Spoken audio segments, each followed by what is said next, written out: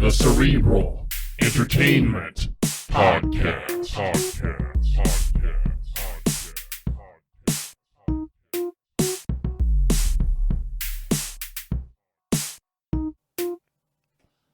All right, we are rolling. Hey everybody, welcome back to yet another riveting edition of the Cerebral Entertainment Podcast. I am James, and this guy over here is my good friend Colt. This guy over here, he's ready to go. Yes, ready to go in your Cerebral Entertainment Podcast hoodie. You like this, dude? Now, I love that hoodie. Comfy. So comfy. It's a very nice. I like the black. I like how the blue and the white pop on the black.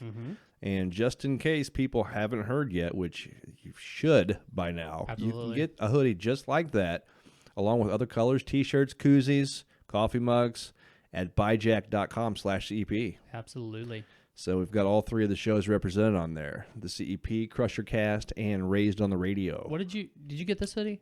Yes, I did. The black one? Okay. I did. Okay. Yeah, I enjoy it as well. Of course, you can get the hoodie in black and blue and white. And the T-shirts all in the same black, blue, and white. You get the network shirts and all three of the shows. And hopefully within the next couple of weeks we have more things up. Yeah. Like I want to do some tank tops.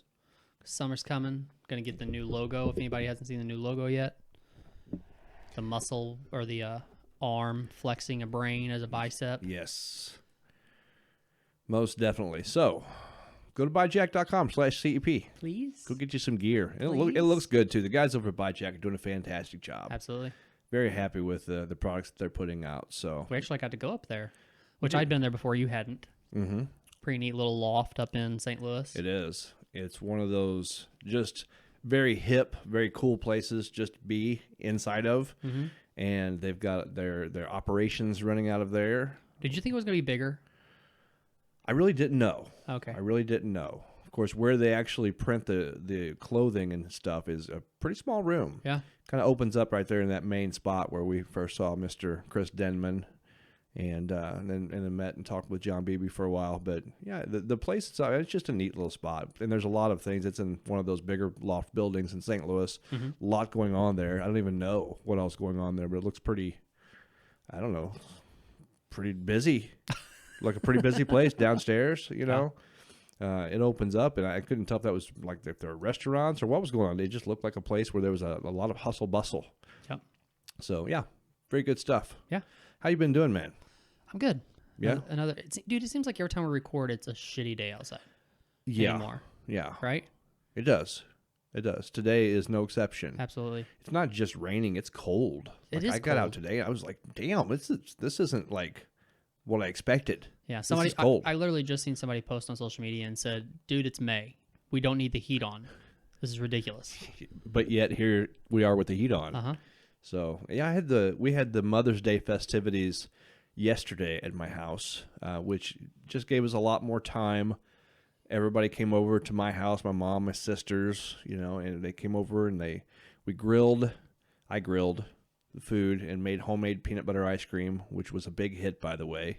If you don't have a homemade ice cream maker, then I don't exactly know what you're doing with your life, but you need to correct your path. I don't, but can you give me like a rundown of how you make homemade ice cream in your ice cream maker? Yeah, I mean, absolutely. First, you got to have the maker, okay? You're going to place it in its spot. Way before that, though, what you do is there's ingredients or a recipe that come with the maker itself, so you've got some different options. You can make your typical plain vanilla. You can make an easy vanilla, or you can make a more hearty, creamy vanilla, and chocolate, peanut butter, the list goes on. So what you have to do is you actually mix all these ingredients, which includes 4 eggs beaten. So you got to cook all that stuff on the stovetop for a while. And then you let that cool for 2 hours or so in the fridge in a glass bowl is what I use. But I actually let mine cool, which I did by mistake, because the last time I made ice cream, I got a late start, and it got too late for me to go through the entire process. I was like, screw this, and I let it sit overnight in the fridge. Ended up working spectacular, and so now that's how I roll. I let it cool overnight in the fridge. Then you got your bucket, which it comes with the ice cream maker, and you fill the canister with your ingredients after you let it cool, and then you put the canister in the bucket and you put ice around it. I think it's 6 cups of ice around the bottom of it, around the canister. Then you put the motor on top first. The motor sits up here, and because there's this paddle that goes into the canister, and it churns the ice cream, right? The ingredients. Anyway, you fill up with 6 cups of ice, and then you put about a half a cup of salt around, melting salts. Like a margarita. Well, kind of, yeah, but not. This is more like a sidewalk, that kind of salt that you melt ice with. Okay. And rock salt. And then you put more ice and you put more salt. Something I didn't realize, the melting process is actually critical to the ice cream making process. Okay. The melting of the ice. Okay. And so then once you get that filled all the way to the top, you repeat those steps, ice, salt, until you get to the top. You plug the motor in, bam, it starts churning. About 30 minutes later, as long as everything goes right, you've got some very tasty homemade ice cream. You said you made peanut butter ice cream. So Yes. did you add actual peanut butter into it? Oh, yeah. Is that how that worked? Yeah, you actually add it into the ingredients before you put it on the stove. Or Okay. actually while it's on the stove. Okay. Your first sets of ingredients that go in there are the sugar, the cornstarch, and there's just a dash of salt. And then you pour in 6 cups of milk into that. Whisk it up real good until it thickens. Then you start putting in your ice cream, your half and half, your heavy cream, all those ingredients, your vanilla. All those ingredients go in there while you're cooking on the stovetop. So wait, hang on a second. So you're adding actual ice cream to what you're making? No. You just No. said you're adding ice cream. No, I didn't. Yeah, you did. If I did, that's not what I meant. Okay. I was like, okay, this doesn't make any What? sense. Why aren't you just eating ice cream out of the thing? Because this sounds better. Okay. No, you're not adding ice cream. You're adding all the ingredients Okay. into the mixture Okay. before you cool it. Gotcha, And okay. so peanut butter goes in with the vanilla, with Gotcha. everything else. That makes sense. Okay.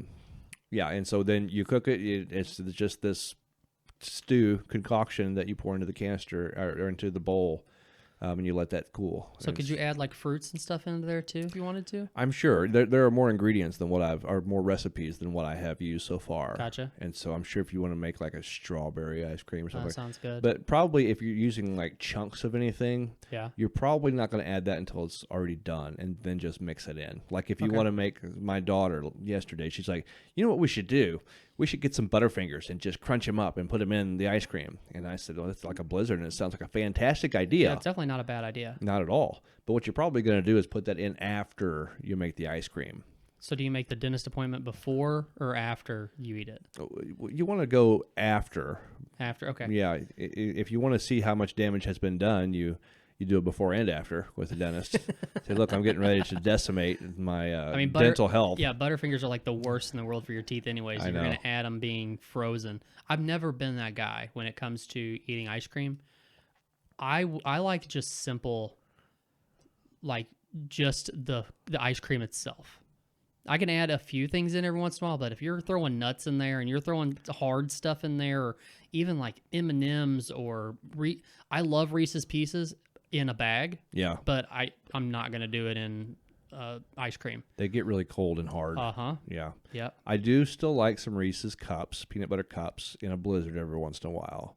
But I'm like you, the simpler the better. Like this recipe I'm talking about, it actually calls for chocolate chips added at the end. I believe that the chocolate chips compromise the integrity of the peanut butter, though. It's like Yeah, I can see the that. peanut butter ice cream is where you want to stop. Uh-huh. Anything else, you're kind of messing it up. Yeah. You know, it's not adding to the ice cream. The peanut butter is actually taking away. I wonder if you could you make a little bit of a healthier version if you added like almond milk, use almond milk or like cashew milk or something instead of regular milk? You could try. I can't promise you that it would turn out. Okay. I don't know how that would turn out Okay. because ice cream kind of depends on the body of the milk. I don't know if that makes any sense whatsoever. It does, but the thickness. that's why I mentioned like cashew milk, because cashew's a thicker milk. Is it? Yeah. Yeah, I have no idea if that would stand or not. Okay.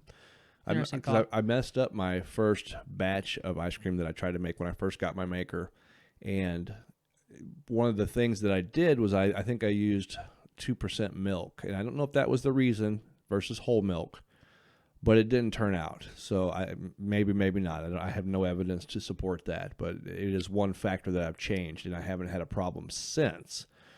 So I don't know, but anyway, I just stick with what they tell me to right now. But I'm venturing out. If you don't have an ice cream maker at home. I'm telling you, get one. It's fun. It's fun. And at first you're like, man, this is a lot of work. But it's really not that bad. Like once you get into it, once you get your routine down, because the actual churning only takes 30 minutes. And so you get your ingredients, all the mixture all done. And like I said, you can do that the night before. Host a party the next day, 30 minutes of churning, and bam, you got fresh ice cream. Now, I did this before, and we saved a gallon. I don't eat a lot of ice cream, to be honest with you, but over the years, we've had those big gallon cartons of ice cream, the plastic. Mm-hmm. We used to keep like some of the small kids' toys and stuff in there. It's just good containers. And it's a good container. I'm going to hang on to it. It's part of getting old. You start looking at containers, you're like, yeah, I don't think I want to get rid of that one. That's a good container. I just seen the other day, you made me think of this. There was a post on social media of somebody, and I think it was like one of those old yellow country crock buckets in a fridge. And it's like if you ever went to grandma's house, you had no idea what was in this. There's a very small chance that it's actually butter. Yeah. Yeah. Yeah, that's my mom. Yeah. Yeah, she had, it was like a crapshoot what might be in this butter bowl. It used to be butter. Could it be chicken and dumplings? Could it be lasagna? Maybe butter. Maybe. I mean, but you had like 1 in 6 chances that it was actually butter. Yeah. At any rate, though, you bring people over, you churn the ice cream, bam, because last time I made it, it was just me and the fam at the house, and so there's no way we're going through all this ice cream. So I actually almost filled up one of those gallon containers, the plastic containers, froze the ice cream, and then you could eat it, days on end, however long. But it's so much better when it's fresh. Mm-hmm. I mean, you've got to be careful, because if you're on any kind of a diet and you make fresh ice cream, you're probably going to gain 50 pounds. I am probably going to gain 50 pounds. Because it's kind of dangerous, so I don't make it too often. But it's good. It's good for hosting parties and things like that when people come over. And it's kind of I don't know, not everybody does it. Mm-hmm. So it's kind of a novelty, to come over and kind of a special thing. So I recommend it. Yeah, well, the reason why I wanted to have your rundown is because I remember, I think it was like 4th grade, we made homemade ice cream, but we did it like, I remember like, the rock salt was in like a coffee can, and we were like rolling the coffee can back and forth to each other. I don't know. I never knew how it actually was made. I don't remember. Like I said, it was like 4th grade. Yeah. But that's the only part of that I remember. So I was just wondering if there was a part in your story where you were going to be like rolling coffee cans around on the ground or something. No, not this time. Okay. Not this time. But no, it is a good time. And I remember my mom used to make homemade ice cream when I was coming up. And I always thought it was so fantastic back then, and so now I'm jumping in. And I also got her peanut butter fudge recipe as well, and I can make some mean peanut butter fudge. Okay, you understand it's May. It's like summer season. Yeah, yeah, I know. You've been talking in the gym like the past couple of weeks, like, all right, I'm ready to hit that summer body. We're gonna hit the cardio hard. Yeah, I'm gonna start going to cardio in the morning and lifting in the afternoon, and we're gonna do it after the kids get out of school. That's the plan. Okay, well. You never mentioned peanut butter fudge and homemade ice cream in that scenario. In all fairness, I'm not actively making peanut butter fudge. I got that recipe back, actually Christmas before this last one, and I make it seasonally, around winter time, where I am, in fact, mostly wearing bulky hoodies and not taking my shirt off on the beach. Not now, but I did make some ice cream the other day. And I ate quite a bit of it, but I plan on working that off. Yeah? Yeah, you got it. You got it, Let's man. hope so. Did you write down how many calories that was? Because we're going to need to burn that off. I don't want to know how many calories that was, but... You may have seen this a couple months ago, and it just popped in my head. So I was at work, and we have a cafeteria at work, and they had some of those jumbo Crustables. You ever had the Crustables? I don't think so. Isn't that what it's called, Crustables? What is it? It's like a little pocket, but it's like peanut butter and jelly or whatever. Well, they have strawberry jelly and peanut butter in them. Yeah. They're the best if you can actually put them in a toaster or microwave them or something like that first. But they're not bad even if you just get them out of the refrigerator. Got you. Well, I made this post about I never really thought about how many calories were in one of those things. And peanut butter and jelly is normally a pretty easy snack for me to talk myself into saying it's sort of somewhat kind of healthy-ish. Yeah. because there's peanut butter in there. That's basically the only thing. Get your protein. Yeah. Anyways, so before I ate it, I turned the bag over, and it's 600 calories for one of these things. It's like this big around. So I made a post on social media saying, the next time, the next time you're going to eat. No, what was it? It was something. I think it said something about go to the store, pick up an Uncrustable, and turn it over, and look how many calories are on that. Then put it back down, and then go to the gym and get on the stair stepper and burn 600 calories, and tell me that next time you'll eat that Uncrustable. Yeah. Do you know what 600 calories looks like on a stair stepper? Not on the stair stepper, but the elliptical I do. Yeah. I go 30 minutes hard on the elliptical, and I burn 400 calories. Yeah. Hard 30 minutes. So if you're just getting on there casually, or you don't have if you don't have the energy to bust out a bunch of calories in a short amount of time, you're going to be on there for hours. Okay, well, think about what me and you've been doing at the gym here lately on leg day. We'll finish legs, and then we'll go over and do calves, and me and you will flip-flop while we're doing calves. One will actually do the calf machine. The other will go up on the stair stepper and push it hard for a straight minute. And then we'll do that. Repeat. And then we'll, flip-flop and repeat and repeat and repeat. So how we're pushing it for 1 minute, think about pushing it just like that for the same amount of time as you're pushing it hard on the elliptical. Right.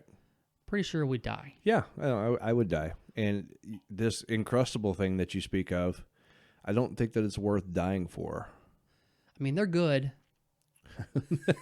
but they're not that good. Yeah. Yeah. There's a lot to be said there. It's okay for treats to have a treat. The Uncrustable itself is not. Who was it? Paul Carter, I think, that talked about there is no such thing as bad food when we had him on one time. And I got what he was saying, and I challenged it a little bit, but I was understanding what he was saying, and just wanted to kind of, for the dialogue, push back a little bit. But he's right, there to an extent, because there's nothing wrong with a treat. As a matter of fact, treats are what really make life worth living. It's the work that we put in and things like that. It's what gives us muscle and drive and motivation. It increases it, at least. It gives us self-confidence, all that good stuff. But the treats in life are what gives you that little bit of just a sugar rush of joy, and it's nice to have those. So yes, that one Uncrustable, you're going to have to do 600, or you're going to have to do maybe 6 hours of elliptical or stair stepper work. Not really, but you have to go hard, and it's almost, it makes you wonder whether or not it's worth it. But if you're eating Uncrustables all the time, then obviously that's where people get out of hand with their health, with their body fat and whatever. They can't sustain that. But if you eat Uncrustable every once in a while, then it's okay, because it's not just the elliptical work you're doing. You're also you're walking up and down, the factory, or you're walking up and down the facility, or, all that neat exercise that you're getting, that non-exercise movement, all of that stuff. And also the elliptical work or the stair step or whatever you're on, the work that you did before, and the day before that, and the day before that, where you didn't have the Uncrustable. Is it Incrustable or Uncrustable? Yeah. I think I've been saying it wrong this entire time. So thank you for giving me the heads up on that. But anyway, so just to shed some perspective and push back a little bit against what you were saying as well. But you're right. If that's your go-to, I remember Doc Ogden one time. I think he might have been talking with us. He was on a podcast at one point. I think it was with us. But he was talking about how somebody was razzing him for eating a snack cake for breakfast. And he was sitting there saying, well, what about, the things that you eat for breakfast, whether it be your sugar cereal that has thousands of freaking grams of sugar in it and all kinds of calories, or even your donuts, things like that. He's like, what's the difference? No, it was a piece of cake. He had like a piece of birthday cake or something for breakfast, and he was getting harassed, in a friendly way by it. But he's like, there's no difference. It's like sugar is sugar. Yeah. And I think about that so much, especially now that, we're more health conscious than I ever have been. I just think about back when I was a kid, and how my parents let me, because you get Frosted Flakes that already have a bunch of sugar on it, and you're bringing the bowl of sugar over and just pouring sugar on top of it, to where at the bottom, once you've eaten it all, you're scooping sugar and milk water out.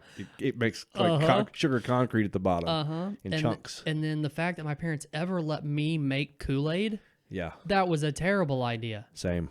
I mean, man, because what I think a recipe is like a cup. Is it a cup of sugar, or does that sound like too much? It's probably for a pitcher, for a gallon. It's probably a cup. And then maybe. And we would do 2 to 3 at least. Oh yeah. And then you go outside and you play basketball all day or whatever, and you come in. What are you going to drink? You're going to drink sugar water. Yeah.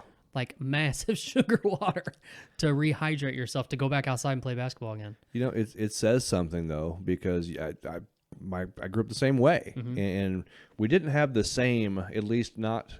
I don't know if it was this area, if it was just our particular families or what. We just didn't have that kind of health consciousness about us, though. There really was no thing. But it really also speaks to like just your genetics and the metabolism that you're kind of given, right? Because other kids were obese that I grew up with. They were fat, and I guarantee you that my diet, like you said, with the Kool-Aid and the sugar cereal and all that stuff, was no better than theirs, and so it just goes to show how much what you're born with through your DNA really makes a lot of that difference. Yeah, and I mean, me and my wife have that conversation every once in a while too. Like her family, older generations, like they didn't, if it wasn't deep fried in something or something like that, you didn't eat it. Like that's just the way you cooked. Especially when you have, a couple of generations ahead of us, where you may have like women who are just housewives and stuff like that, who when they cook, it's deep fried in some kind of oil or something like that. And I mean, I guess the expected age to people die has probably risen since then, since people have gotten more health conscious, I would assume, right? Wouldn't you think? Probably overall, Yeah. In the aggregate, but my grandpa lived to be 93, and that's going to have a lot to do with. He ate bacon every morning, and Yeah. Of course he wasn't a smoker or drinker, at least not in the past 75 years. Well, yeah, but that's one of those things too, though. Like you see, woman lives to 99, and she tells what the secret is of living to 99. Oh, smoking cigarettes and drinking beer every day. That's what I've done. Right. I can't imagine that the last. I just know I've said this 1,000 times, but I can't imagine that last 10 or 15 years was great. But who knows? I think for some of them, they showed us this old, I just saw it not too long ago, this old lady who I think she was in her upper 90s smoking cigars. She says she smoked a cigar every day, which for one thing, is a little bitty old lady that's smoking cigars. It's just kind of gross to me. But her house must really stink. You would imagine. But maybe not. Maybe she's a stellar housekeeper. But I think that's just like what we were talking about. That's just the difference between your genetics. Like some people just have a particular kind of genetic where that thing doesn't bother them. Some people don't have a proclivity for cancers and things like that, where other people do. And it's also some part of their lifestyle as well. She might be smoking a cigar every day, but she's out, gardening and running marathons, whatever, staying active as well, and not inundating herself with a lot of other factors that might, combine with that smoke in order to, increase those free radicals in the body and cause cancers. So environmental too, environmentally, what are you growing up around? What's the water like that you're drinking, where you live? Is it full of lead? Is it full of chromium, whatever? I don't know, all kinds of other crap that it's going to cause you all kinds of health problems as it builds up over time, and so, cigarette smoke definitely isn't good. Cigar smoke isn't good for you, but I think it's a lot of other factors that also come into play. That, Yeah. Like I always thought the balance, like I guess it's like a sophisticated, I guess you call it sophisticated thing, like the people. Okay, so like if you're a guy that goes to a cigar bar, that's like a sophisticated kind of thing, right? Yeah, like a hobby. Yeah, and I've always thought like it would be a good balance if you knew you could stay healthy by doing the same things we do now. Like, I stand on my feet all day long while I'm working. I go to the gym as soon as I get off work. But then to be able to come home and then have like a couple of glasses of whiskey on the rocks and a cigar every night or something like that, I wish there was a way. I mean, I guess you can, maybe you have to up the cardio a little bit. But that's kind of what I see myself doing when I get older. Is just, being able to stick to the same kind of routine that I have now, but then maybe throwing in a glass of scotch at the end of the night with a good cigar or something like that. I don't think that's unrealistic. Yeah. I don't. I think that, like you said, the other components of your life that where you are working out, you are, getting that movement, you're not eating crap loads of processed foods, specifically fast foods, watching your sugar intake. Sugar has been found in studies, and there's study for everything, depending on what you want reality to be. But there are a lot of studies, seemingly, that point towards glucose as being something that like cancer cells feed on. And so, if you do limit your sugars, things like that, plus it causes obesity, and sugar causes you all kinds of problems. They say that there's this other movement, so to speak, where that we were told that fats were the devil all this for years and years, decades, that fats were the devil, and it was really perpetuated by the sugar industry paying lobbyists to spread this message. And I can believe that, because if you think about it, sugar is really what everybody's trying to stay away from, and we are living in overall a more healthy, conscious world now. Right. At least our culture is. I didn't even give, we didn't give my daughter caffeine hardly ever until just more recently, and she's 12 now. Part of that was because we didn't give our kids any caffeine whatsoever, and by caffeine, I just mean a sip of tea here and there, or a soda here and there. When I grew up, I was drinking soda when I was a kid, a small kid. I remember I wasn't drinking full, like 44-ounce, fountain sodas or anything. Right. A fountain mountain. But, my daughter, she really didn't start taking caffeine until more recently, because we were healthy. We were conscious of it. We were conscious of her health and caffeine and how you build tolerance to it, and just how bad soda is anyway, because we really don't have soda in our house unless it's Coke Zero, which is what I drink now. Which I think the bad thing about that, though, is like people don't look at the science between, like, people just combine soda and caffeine together and think that both are bad. And I don't think that, I don't have any studies to back this up, but I don't think that caffeine on its own is near as bad for you as that soda itself. No, it's not. You know what I'm saying? Yeah. So no. So they kind of go into two different areas here, but they cross. It's a crossroads, because soda came up just now in my dialogue because it's usually the first and primary vehicle of caffeine, especially for kids, at least in my experience. It is.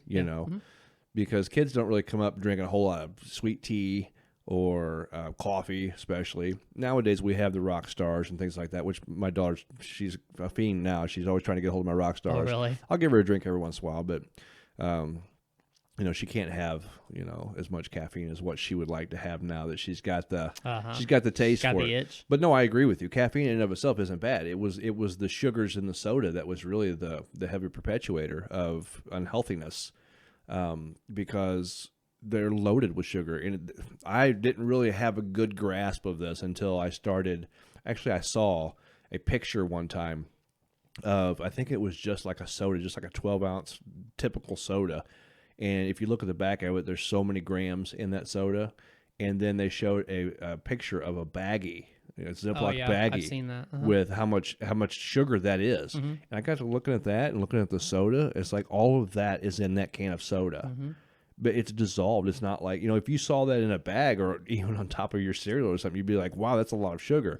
It dissolved in the soda. It's invisible. Right. You don't see it. Yeah, I think an average 20-ounce bottle of Mountain Dew is like 76 grams of sugar. And I've seen people who drink it by the 2-liter. Yeah. Especially like when I would work night shift jobs and stuff like that, man, people would just be drinking it by the 2-liter all night long. I'm like, oh my God, how are you not on dialysis? I know. I don't get it. I don't get how our body, but there's no telling what kind of alterations that kind of long-term use of something like that is causing our bodies, So we don't know the final results oftentimes, and you can't really always do your investigation and backtrack to say, oh, okay, well, this happened with this person because he drank all this soda coming up. Right. You know, and I'm not a really big soda guy anyway. I mean, I like a soda every once in a while, but when I do drink it, I drink Coke Zero now. It's just, I got a taste for it. And I never thought that I would for any kind of diet. Have you ever had the Zevia?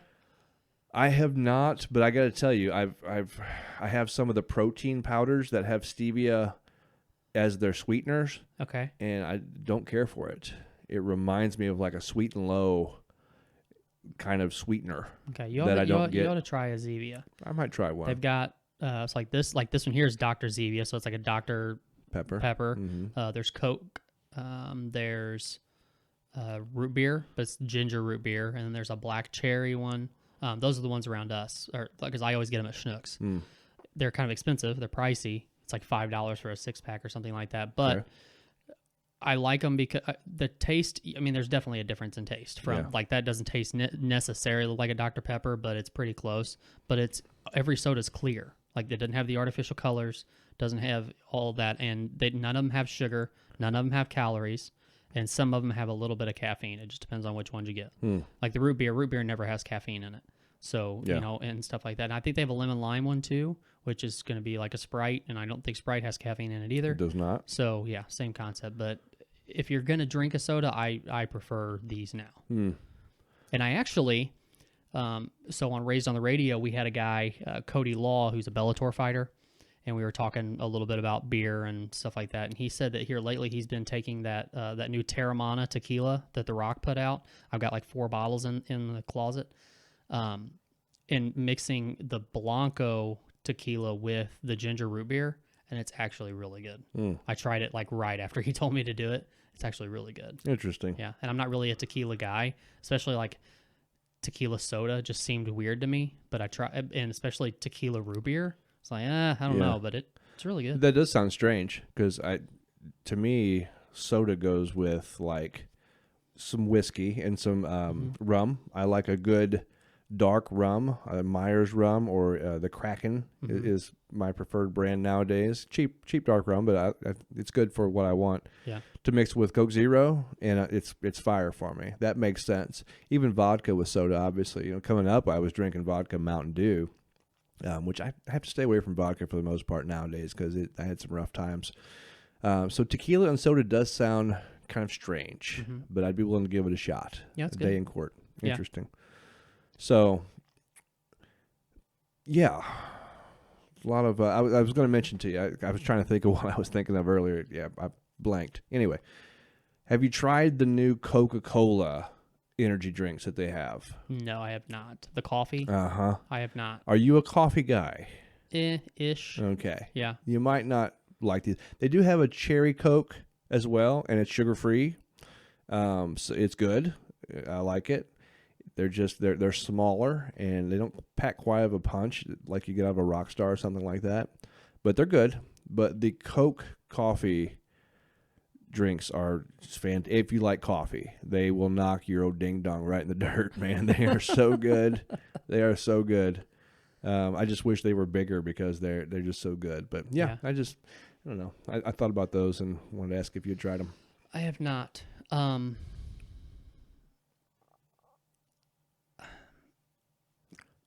Does it taste like is it just taste like coffee, or does it is it like a mixture? It's a pretty good mixture. It is?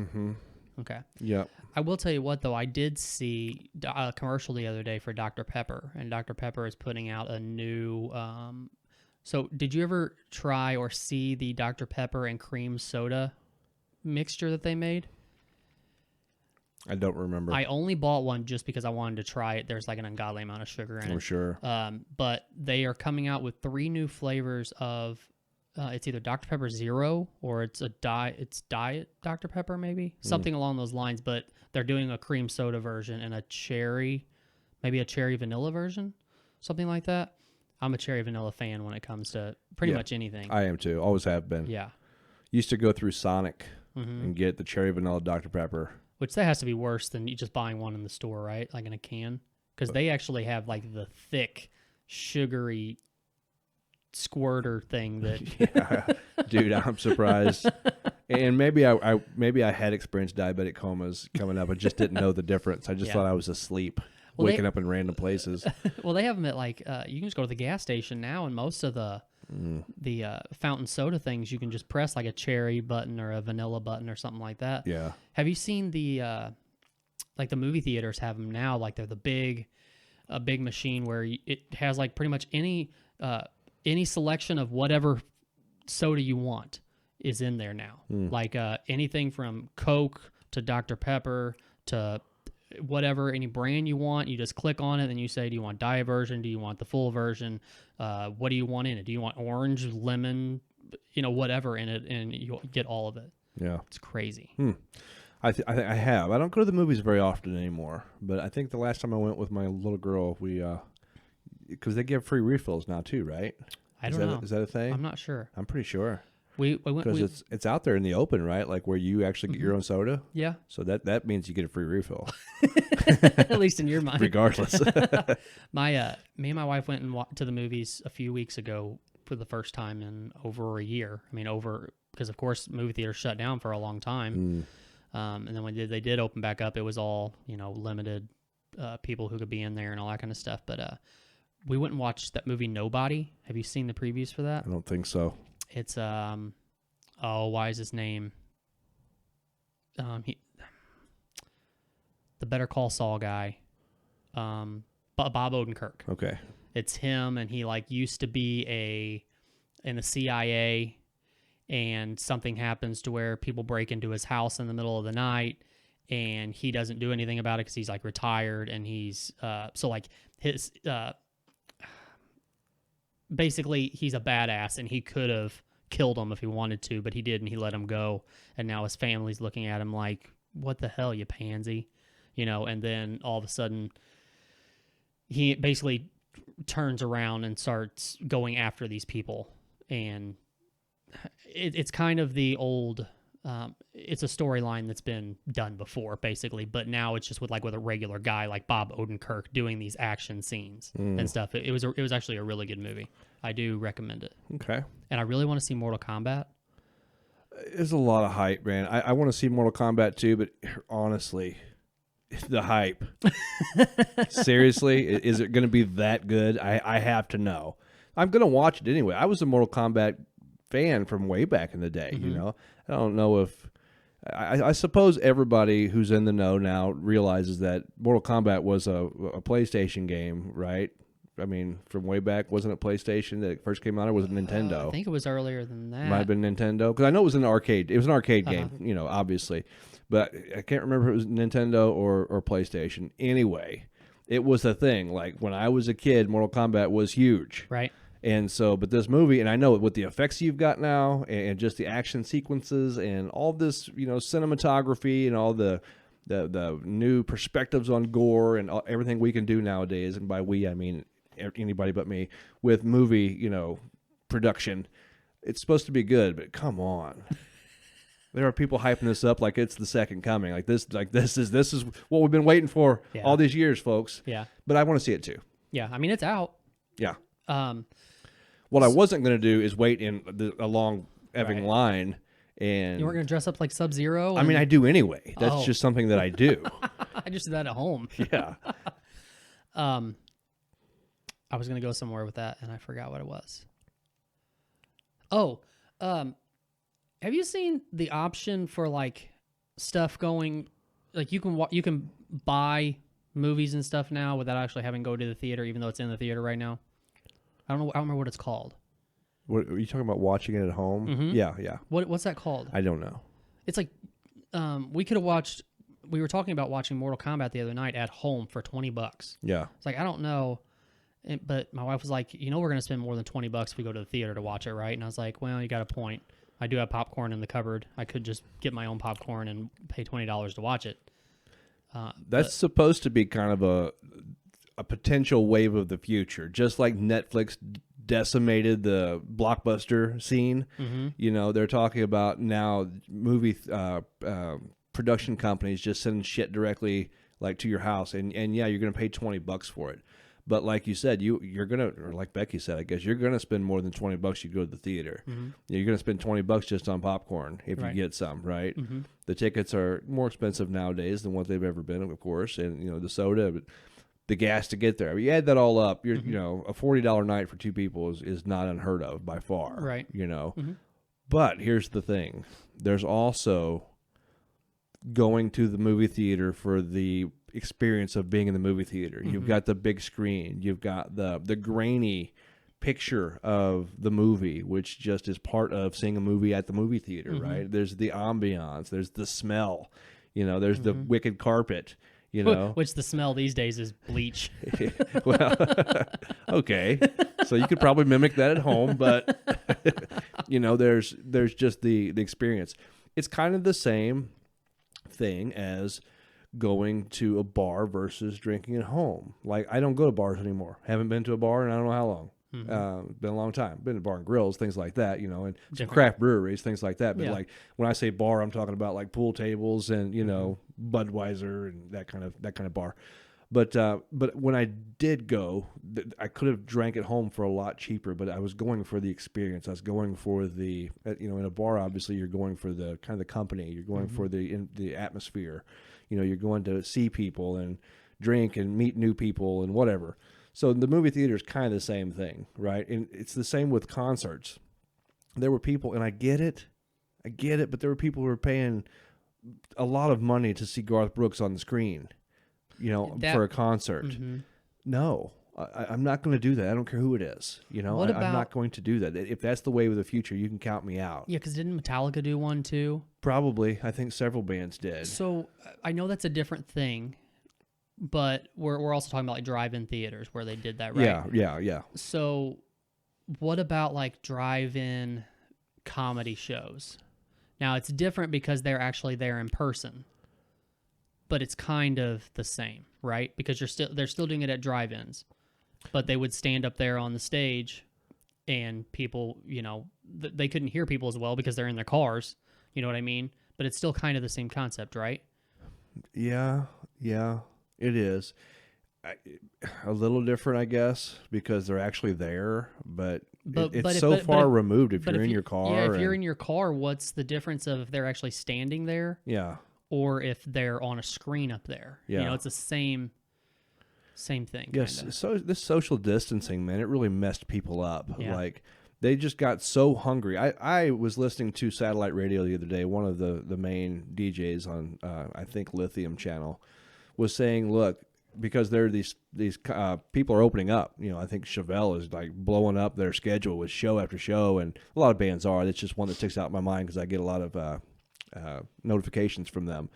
But just all these bands are, and she was talking about Chevelle, and she was saying that if you want tickets, you better get them now because people are hungry for live shows, They are. live anything. It's like, if you want tickets, you better jump on them because they're selling out like bam, bam, bam. Yeah. This is probably going to be one of the most profitable years for bands who want to venture back out and have live shows, because everybody this past year was just torture for people who go see live shows, concerts, comedy, whatever. There's a few of those like big festivals, like Ohio has one, not the Rock on the Range, but there's another one I just seen the other day, but it's just like massive band after massive band after massive band. I'm just thinking about how many people are going to be there. It's going to be massive. It's going to be huge. It is. Yeah, that one, I don't remember which one it was that I tagged you on or something. It was like 40 bands altogether. Damn, it's over 3 days, but still, that's just a lot of music, a lot of just, you're going to be worn out after that festival. Yeah, no way. In a good way, but for us, man, to have to drive back to Missouri after 3 days of... I would definitely have to fly in there and fly back. I hate flying. Do you? I do. I'm just an anxious flyer. I don't mind it so much. The only part of it is, the anxiety. I don't mind the hassle, the airport, all that crap. I don't even mind the TSA guy playing with my junk a little bit. I'd give him some instructions like, hey, could you do that again, except a little to the left? Yeah, here's a 5. But I just get anxious flying. So we may have talked about this like not too far. It seems like we talked about it. Planes like it doesn't bother me because for some reason, like once I'm up there, it doesn't feel like I'm in a plane. Yeah. I don't know why, and I don't know if there's a lot of other people like that or if I'm just a psychopath. I'm not sure, but like even like opening the window and looking out, it just doesn't seem real. And I was having this conversation with somebody about bungee jumping versus skydiving. Yeah. And they're like, well, I haven't skydived, or I don't want to skydive, but I have bungee jump. And I'm like, dude, what is your problem? Bungee jumping, you jumped off of something, a bridge or whatever, with a rubber band around your feet, going headfirst at the ground. But you don't want to skydive? They're like, yeah, well, flying, I get anxiety flying. What? That's ridiculous. Now, I could see, like, if you're up in a plane and you have to actually make the leap out of the plane, I see that. But for me, I don't think it would bother me as much until I got closer to the ground, if that makes any sense. Like, when I'm on a plane, it doesn't feel like I'm that high above the ground. Like, if this goes down, I'm dead. Yeah. You know what I mean? And even if I feel like if I jump out of a plane, of course I'm going to have, like, high anxiety because I'm jumping out of a plane. But I don't feel like until I can really see the ground, that's when I would probably be the most nervous. Got you. So I'm going to unpack this just a little bit. Can you tell me how crazy I am? No. This is just from my perspective. We all know how crazy you are. That has nothing to do with it. The perspective I have is that the worst part for me in a plane, if we were going down, is that time, that minute, 2 minutes, whatever it is, when we're going down.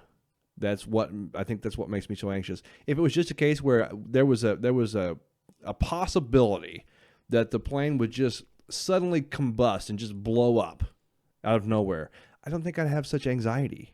It's that time where it's just this descent where I know I'm going to my death, right? And it takes a long time. Versus bungee jumping, where it's just like if it snaps, I've got about maybe 2 seconds, I'm dead. Done. So there's that, okay? But jumping out of a plane, I guess, is a little bit different. I still would feel more comfortable jumping out of a plane than I would bungee jumping. I don't know why, and I don't know if this is rational or not, but I have a little more faith in the parachute than I do the rubber band. Right. And I don't know if that's, but I also feel like jumping out of a plane is sure death. So there is that. If my chute didn't open, I've got all that time to watch the ground just get closer and closer. Uh-huh. But I'm not going to be so much. I know what I'm doing when I'm parachuting. If I'm going to skydive, I'm like, okay, I'm taking my life into my hands. This is what I'm going to do for this adrenaline. When I get into a plane, I'm just trying to get somewhere. Yeah. I'm not looking for that adrenaline rush. Right. I'm not looking for that anxiety. And yet there it is, and it's override. It's not override. I shouldn't say it's overriding, but it's nagging. It's nagging and it's constant until I get off that effing plane, and I just can't wait to get off the plane because of that. Also, I know I've mentioned this before. It would be different for me if I had control in the cockpit. Like if I was driving the plane, it might be bad for everybody else. That's what I'm thinking. It's the lack of control that I have. Okay. It's the lack of control. Because I'm up in this plane, and if you're in a plane crash, I mean, there's very little chance you're going to survive, right? Yeah. Chances are you're going to die, and I'm giving that up for somebody this alcoholic pilot up here in the cockpit who's probably asleep right now as the plane hits a bit of turbulent, air pockets. But anyway, that lack of control also caused me an issue. I think I would feel, like I said, much more comfortable jumping out of the plane and getting it over with a parachute, skydiving, than I would sitting in the plane and just riding on that wave of anxiety for 4 hours, 6 hours, whatever. Yeah, I don't get the anxiety, but I do get that feeling of lack of control. Well, I don't know. I don't get that feeling of lack of control in a plane, but I do get that feeling of lack of control if I'm in a car with somebody when I'm not driving. Mm-hmm. Like even if it's my wife, if she's driving, but most of the time I'm like looking down at my phone or something like that. I'm I'm just purposely trying to do other things where I'm not paying attention to the road. Yes. Because I will be that passenger seat brake, hitting that brake.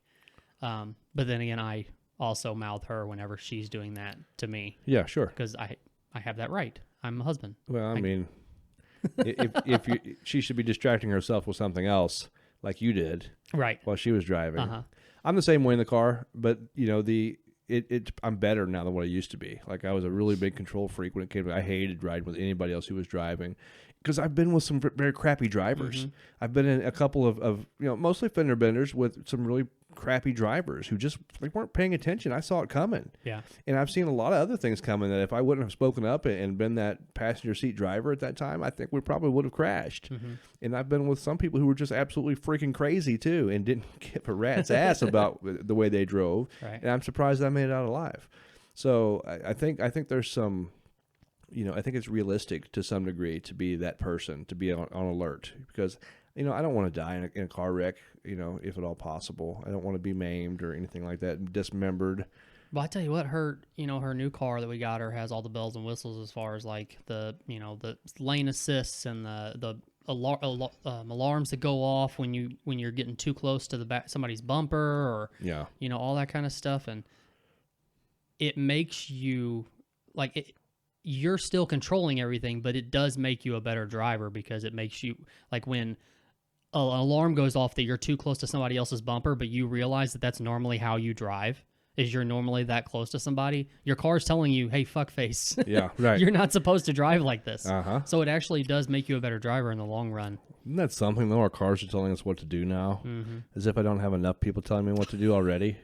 I mean, when you're in that kind of situation, though, it's kind of it's good. better. I mean, it's safe. It's good. safer, I kid, but it is a safer feature. I still worry about the slippery slope of better, safer, when our cars will only go a certain mile per hour because they're all governed, and that's like a legal thing, or the cars start tracking us to do, if someone is doing any kind of illegal activity, which I'm not, but still, I've always thought about that too. Like in the future, can they do that to us, like govern our vehicles and stuff like that? But the thing that's always pushed me away from, or made me think that they can't do that, is because what about emergency situations? What about them? I mean, if you're in an emergency situation, you have somebody in your car with you that's having a heart attack or something like that, you've got to get to the hospital immediately. And if your car is only going to go 55 miles an hour, you know what I mean? Yeah, but the ambulances will be able to go fast. Yeah, but they the got to cop get cars will go fast. But they got to get to you and then get back to the hospital. Well, for the greater good, though, you're going to have to sacrifice an emergency here and there. A baby being born, a mother in labor trying to get to the hospital, or someone with a lopped off their leg at the knee or something. I don't know. They're trying to get to the hospital real quick. Yeah, I know they might not make it because the cars are governed at 55. But think about how many people we haven't had die in car crashes. How many, because now we have to do a breathalyzer every time you get into a car to make sure that you're not drinking behind the wheel. Think about how many people we've saved, even though this guy just had a couple of drinks and now he can't get his wife to the hospital who's having a baby. But we've saved a lot of lives by not having drunk drivers out there having car crashes overall. So you're going to have to break a couple of eggs to make an omelet.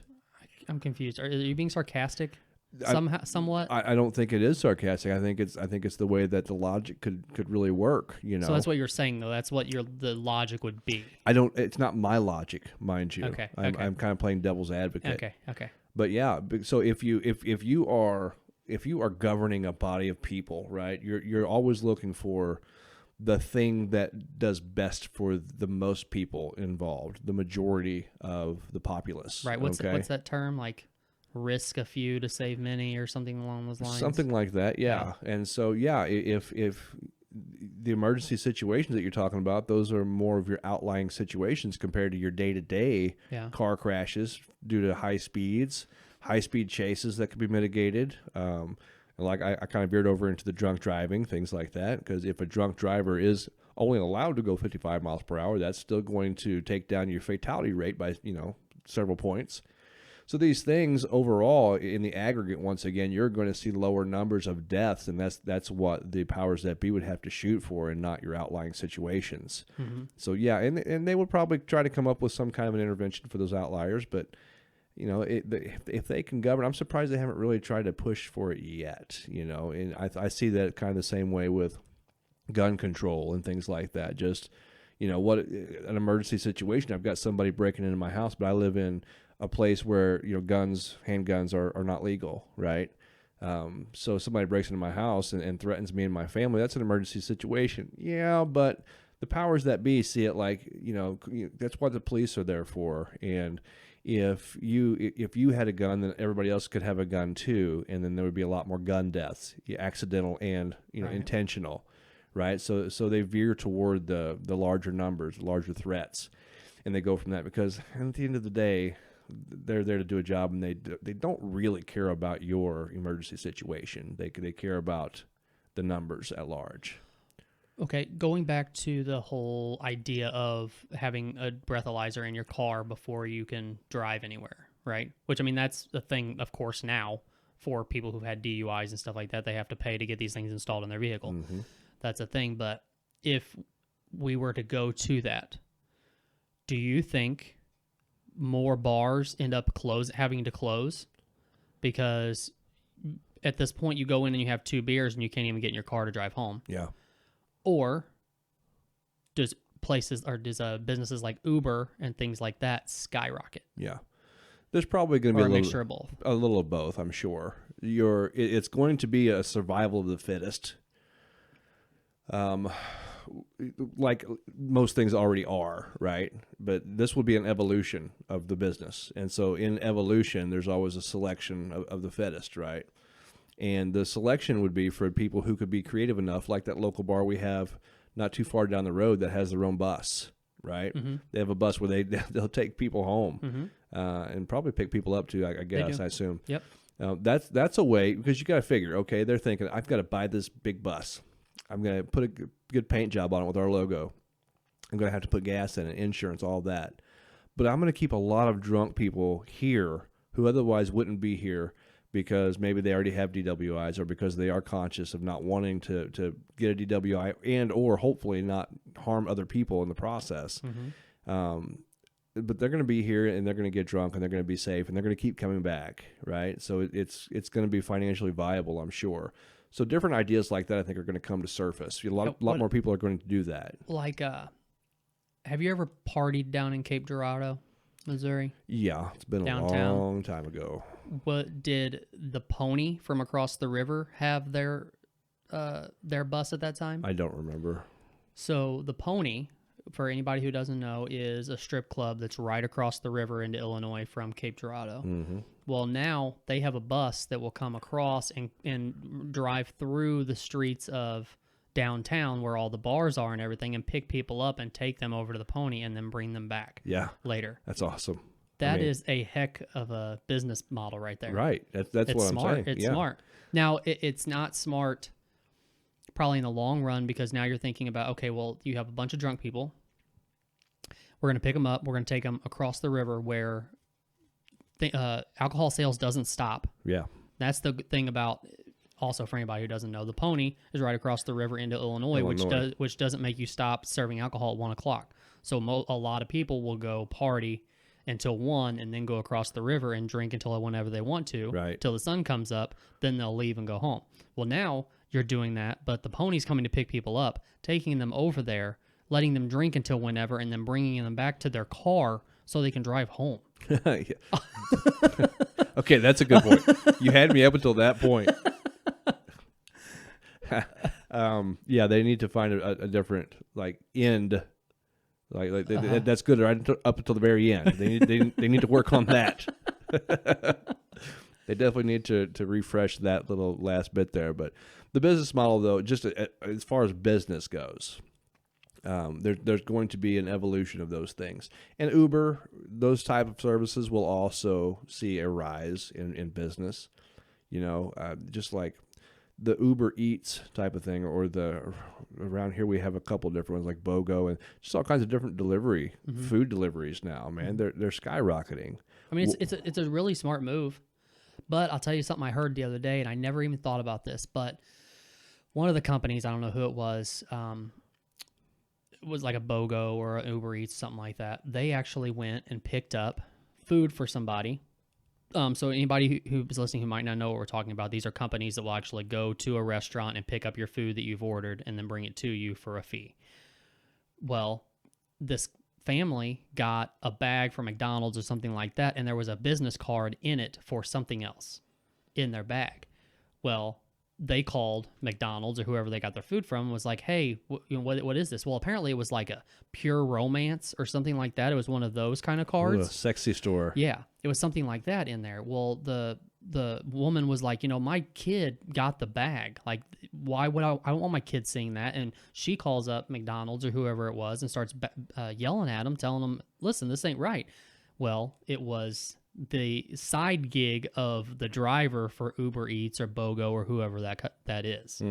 I never thought about that. Smart, but probably not a best idea to be pushing your side hustle on something else that you're doing. Definitely not for Pure Romance. Well, I know, That's but just anything. I mean, that would be like us if I work for Uber Eats, but I'm throwing a Cerebral Entertainment sticker in a bag for the people. Well, yeah. I get it. I think it's probably it's a little cross promotion. I think we could find some middle ground here. Don't be putting in business cards where you go and get sex toys in a kid's Happy Meal, right? That's just stupid. Yeah. But if you've got a podcast or something like that, or if you got some graphic design or whatever the case, mental health services, I don't care. I think it's probably kind of benign because it's not like it's something that's taking direct business away from Uber Eats. You know what I'm saying? Mm-hmm. Definitely not from McDonald's. So they've got plenty of business. It's not like it's a business card for a restaurant or something, or for another delivery service. If it's not those two things, it's not in direct competition. And as long as it's not something inappropriate, right? I think it's probably an okay thing to do, right? You think? I think so, ethically wise. Now, does your but business allow you to do that? That's what you better check on, because if you get fired, then that's on you. Yeah. I'm just saying that ethically wise, I don't see a problem with it. Because you're using it as a vehicle to. But if you were the company Uber Eats or BOGO or whoever, would you feel fine with your workers doing that? As long as it didn't cross those parameters that I just mentioned, as long as it wasn't a sex toy shop for one thing, or anything inappropriate, or as long as it wasn't in direct competition with A, my business, and B, the business that you are contracting with, in this case McDonald's. Gotcha. Not that I care about McDonald's, but I'm getting business because of them, and so you don't want to compromise that because there's a direct correlation there. Otherwise, I would be fine with it. Why not? I'm just picturing like a lead singer for a local band who's working for Uber Eats, who's throwing his EP in the bag to give to people. That's a smart business move. Well, I think you've also got to be somewhat smart about it too. You have to. How many people that you're bringing Uber Eats to are really going to want to hear your EP? So how much are you wasting, discs if that's what you're using? Well, yeah, but then again, if you're out on the street pushing it, hustling and pushing it, same concept. Like you're just giving them out, trying to get people to listen anywhere and everywhere. That's true. But I don't know if I'm pushing an EP, and I've never done this, so I'm really kind of talking out of my ass like normal. But if I'm doing that, I'm kind of profiling people too. It's like, okay, there's no way that elderly person's going to be into this EP, so I'm not going to bother giving them a disc. Mm-hmm. And I would want to do that. Like if I was taking your model and giving EPs out in McDonald's bags, I would check the person out first. I'd want to know their demographics. I'd want to look at them, because if it's a sweet, innocent little old lady, she's not going to want to hear my music, probably. Maybe she has a grandkid that she could pass it to, or it's probably just going to find its way to the trash. Yeah. So I'm going to do it. I just think you'd have to be smart about it. Now, if you're just handing out business cards, like say you got the podcast business card, you hand it out to people, you're only out a business card. And so to me, that's a little easier to just kind of throw caution to the wind. But still, I think you want to be smart about it, because you don't want to just like randomly piss people off either. If you're going to give out, I don't know. I think I'd have to be in the situation to really kind of formulate a good plan. But I think you got to have, you got to develop a scheme. You got to develop a good strategy. But how is that any different from? If you have a normal job, like a normal customer service job. And I could what if I work at Walmart, but I hand out my business card for something else, and like during the day I just give out business cards to shoppers? Yeah. Should I be able to do that? Well, that's up to Walmart is the thing. Now, if I were the Walmart owner, I don't see a problem with it as long as it didn't get complaints from the people.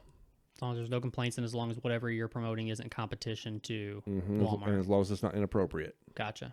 Yeah, because, I mean, think about it. How much have we networked in our time in the podcast, you know? And plus, I'm a networker in my 9 to 5, too. You know, we network across the state, sometimes even across the country to some degree for services and to market our programs, our services. And networking is a key to a lot of things popping up, you know? In what we've done in the podcast, you know, we've networked with a lot of bands and other podcasters and, you know, people just on the scene, artists and things like that. That's how you make things happen. You cross promote, right? And so if I'm a business owner, as long as it doesn't step on the toes of those parameters that I mentioned, I think it's a good thing. There's no telling what kind of things might open up because of it.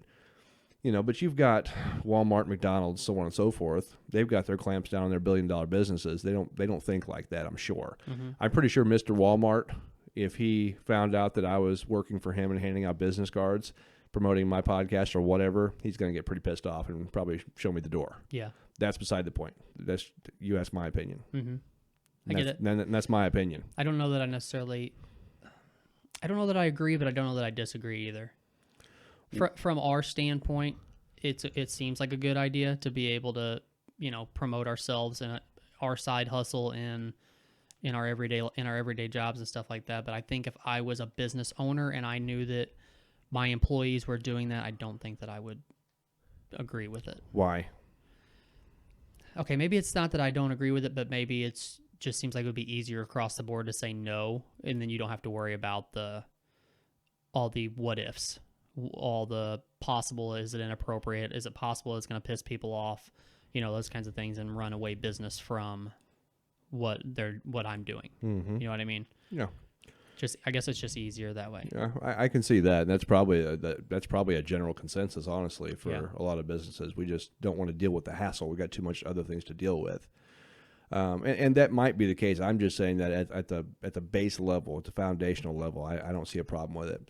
Let's scale down, though. Let's say it's something like a barbershop, or let's say just a small restaurant or bar, something like that, which I think a bar is definitely prime for networking because you're getting a lot of different people in there. You got that social lubricant, aka alcohol, that kind of helps gets the conversations going. Helps you socially, just, get to know people and things like that. So I think it's a prime place for cross-promoting, for networking. A restaurant, a barbershop kind of too, though, because a barbershop, I don't know where you go, but a lot of places, you go in, they just want to talk, and it's part of their job because a lot of people want to talk to them. I really don't. I want to get my hair cut and get out, to be honest with you. But when they start talking to me, I make conversation, nowadays, because I'm just a nice guy like that. And I know it just kind of goes with their flow, what they're trying to do. So if there was some cross-promoting, I think that would be a good platform for it. Now, maybe someplace like Walmart really isn't a great example, right? Because people are there to shop. They want to get their cheese and their, the only reason I brought that up, though, is because it's the same concept. If you're working a job where you're promoting something else, or you're promoting your side hustle, that's no different if you're in Walmart, promoting our podcast, or if you work for Uber Eats and you're promoting our podcast with a sticker. You're still working another job but promoting your side hustle through it. Yeah, but I don't agree that it's the same. Okay. Because I think, as I started unpacking this a little bit, I feel like certain businesses are more primed or more appropriate for that kind of cross-promotion, that kind of marketing. Okay. Like I said, bars, barbershops, things like that, because you go there to communicate, to talk, to hang out, I don't know. So the real question is, what is the job that you can work and still be able to promote your side hustle with pure romance? Well, I mean, I'm not sure. That a bar might be okay for that. You get drunk people in there who probably wouldn't take offense to that. There's no chance of children being in there, things like that. I don't know. I'm not trying to. I wouldn't try to promote pure romance, but I'm sure they are. So maybe a bar would be good for that. Maybe a dance club. I don't know. Dance club. Everybody's getting in there. They're rubbing real close. They're getting. You're just making it rain. You're just making it rain with pure romance. That's right. Business cards. Just like that. All over.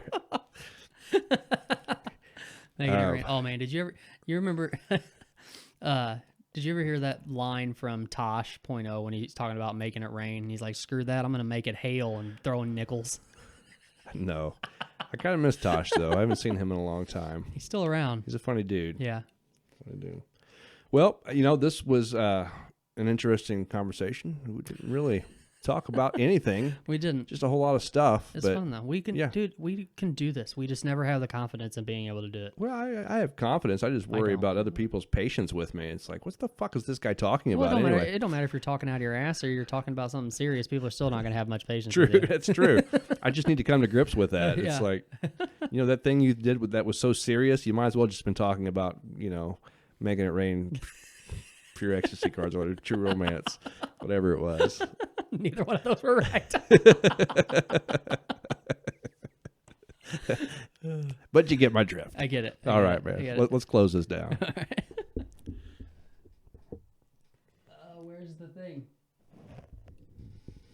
I need to click somewhere. Oh, there it is. Okay. There's the clicker. Bye.